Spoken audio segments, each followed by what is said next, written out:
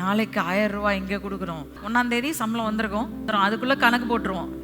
வர்றது இவ்வளோ, இங்கே இவ்வளோ கொடுக்கணும். சரி, ஒன்று செய்யலாம், இவர்கிட்ட ஒரு 1000 ரூபா கம்மியாக வாங்கிக்கோங்க சார், அடுத்த மாதம் என்ன செஞ்சிடுறேன் உங்களுக்கு சேர்த்து கொடுத்துட்றேன். அவர் அட்ஜஸ்ட் பண்ணிக்கலாம், அவர் அட்ஜஸ்ட் பண்ணிக்குவார், மீதி எதுக்கு வச்சுக்கலாம் அப்படின்னு நீங்க கணக்கு போட்டுட்டு இருந்தீங்கன்னா இன்னமும் எங்கேயா இருக்கிறீங்க?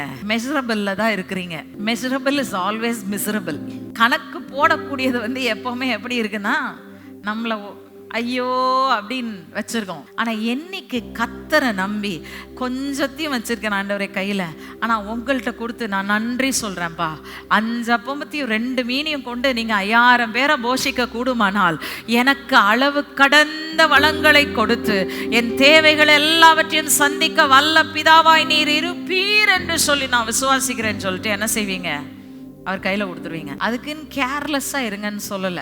இஷ்டத்துக்கு வந்த உடனே டாட் பூட் டடா பூட்னு போட்டு செலவு பண்ணிட்டு அப்புறம் கொடுக்க வேண்டியதுக்கு இல்லாம அப்படி இல்லை. Give it to God. அவர் உங்கள் தேவைகள் எல்லாவற்றையும் சந்திக்க வல்லவராய் இருக்கிறார். மீதியான துணிக்கைகளை எடுக்கும்படியாக செய்வார். That is abundance. ஹல்லேலூயா.